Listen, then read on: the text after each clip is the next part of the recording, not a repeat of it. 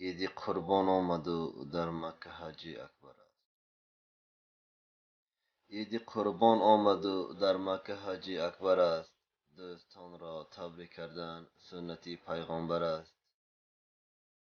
السلام علیکم بینندگان کانال امان در میدیا. بار دیگر عیدتان مبارک باشد. خواستم نصیحت پدر را یاد آورم.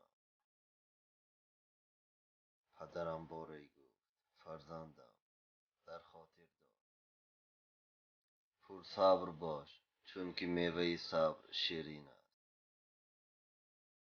به هر یک شنیدت باور مکن، شاید او آوازه باشد.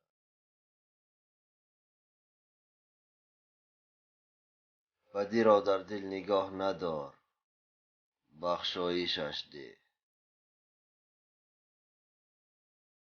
پیران را احترام کن تا که تو را احترام کند.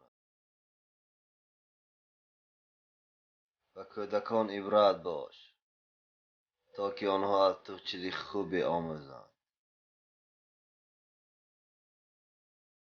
به دوستت خیانت مکن چون که خیانت میبینی. و مهم آن که برای راست باش. به گپ دلت گوش کن نه به گپ دیگران.